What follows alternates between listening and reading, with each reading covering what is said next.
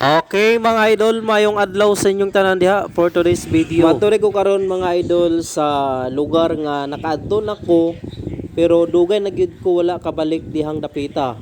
The province of Bukidnon. Dahilayan. So dili lang ni siya moabot sa siyempre sa Adventure Park mga idol.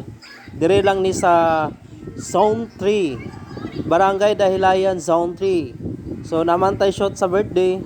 So salamat kayo sa nag-invite mga idol. So karon na nami karon diri sa Puerto nga side mga idol.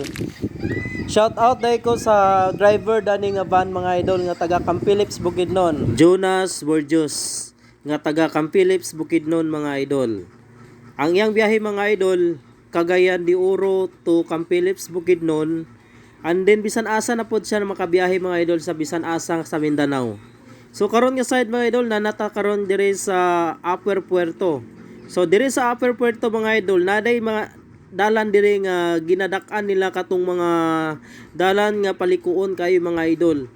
So karon habit naman ta sa quarantinas mga idol, need gid ta munaog diri og manhitag Bukidnon diri sa quarantinas diri sa before ka alai munaog kita diha mga idol para magtunob sa tubig kay na mao kana ang ilang tradisyon. Pag abot na mo diha mga idol daghan kayo mga vendors diha kay kung gigutom ka mga idol kung matugbog Bukidnon na diha mga vendors na maligya sa bisan usang klase nga mga pagkaon. Karon mga idol naana ta diri sa pinaka center gid diri sa kuan mga idol pasulod ta sa Dahilayan.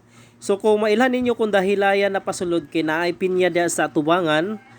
So ang nakabutang diha mga idol Camp Phillips Bukidnon. Pag abot na mo diha sa plantation sa pinya mga idol nagbunok ang ulan.